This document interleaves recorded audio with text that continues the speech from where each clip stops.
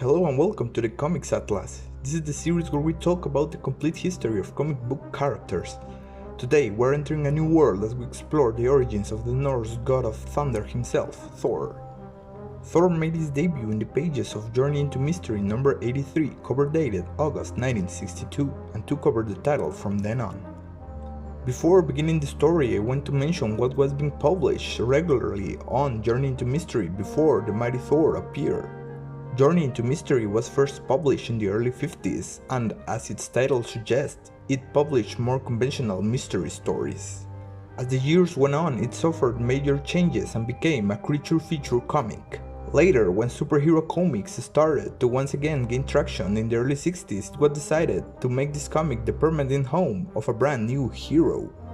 So the blonde Asgardian was able to take center stage. In this initial telling, I want to cover the first 3 issues of Journey into Mystery in which Thor appears, which will be issues 83, 84 and 85.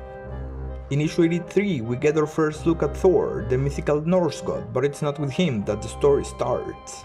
Instead, we go to the windy coast of Norway as we meet an American man on vacation.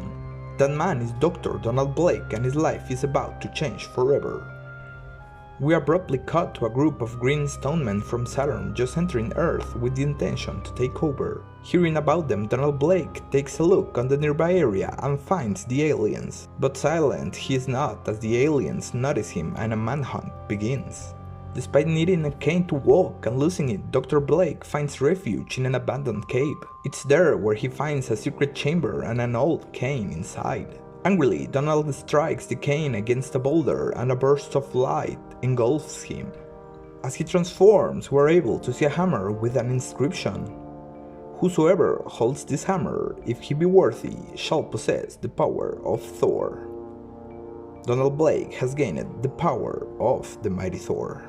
Thor tests his strengths and realizes that he must hold his hammer at all time, as if he doesn't, in 60 seconds he reverts back to Dr. Blake. We see that the magic hammer returns to its wielder when it's thrown and that Thor is able to conjure storms. The last trick we see is Thor being able to use the hammer to turn himself into Donald, and the hammer itself turns back into the old cane.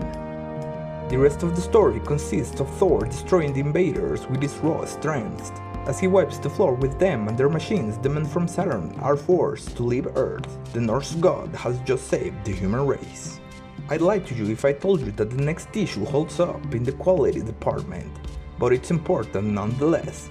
In issue 84 we're introduced to the main romantic dynamic of the early Thor run. It's the introduction of Jane Foster. Jane Foster works as a nurse in Dr. Blake's clinic. As you may guess, she's the love interest of the doctor. Nevertheless, in his mind, she will never pay attention to him being lame, as he copes himself by the use of his stick. Anyway, the story is Thor returning to America and going abroad to fight some commies while Jane instantly falls for him. Literally just that, Thor fighting communists. Moving on. The following issue, however, is way more interesting. As we see in the cover, issue 85 is the introduction to Thor's most infamous villain, the mischievous Loki. We open our story walking for the first time in the citadel of Norse gods, Asgard. Loki is trapped in a tree, forsaken to be kept in his solitary prison until someone sheds a tear for him. Of course, he's the god of mischief and he is surely going to break away somehow. On one fateful day, he controls the tree to release a leaf. A passing man is hit in his eye by the leaf, shedding a tear, technically breaking the spell and releasing Loki after ages of imprisonment. The passing man is Heimdall, guardian of the Bifrost. This information isn't relevant for the story, but it's the first appearance of a key member of the Thor mythos. Anyway, as he roams freely, Loki decides to take revenge on the god that captured him, Thor. We learn that Loki has a mental link with Thor hammer and that it's made with the mystical mineral known as Uru. Loki tracks his enemy to Earth and jumps on the Bifrost, the rainbow bridge that connects Earth and Asgard. Wearing a disguise, Loki uses his magic to create a mess with the New Yorkers passing by. Thor rescues them and after many ages, he comes face to face with Loki once again. As the battle is about to unravel, Loki is able to hypnotize Thor into giving him his hammer. Of course, Loki doesn't know, but this will bring a fully conscious Donald Blake to take control. The Doctor is able to recover his hammer and a needle battle between the gods ensues. They fight all through New York, but Thor proves too smart for the god of mischief. After throwing him in the water where his powers are useless, Thor holds Loki and sends his flame back to Asgard. The issue ends with Loki back in Asgard and the other gods pondering about him, and Thor back on Earth.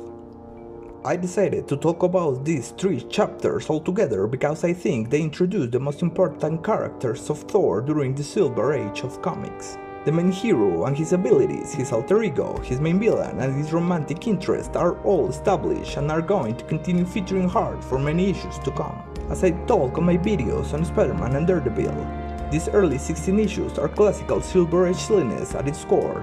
Your enjoyment of them depends on how much you're willing to forgive and accept the storytelling of the time. I'm a huge Thor fan and I'm really excited to start with this series. While the other 2 heroes I've started covering are street levels and I think inherently more relatable. I have a huge taste for the grandiose and mystical and I think Thor covers that taste to perfection. While I believe it's not until the Tales of Asgard main stories start featuring Journey into Mystery that the sense of mystical world building is embraced, these stories still bring entertainment and important character building to the world of the God of Thunder. Anyway guys, that's it for today. Don't forget to leave your like, share and subscribe down below. This is the Comic Atlas and I wish you all a nice existence.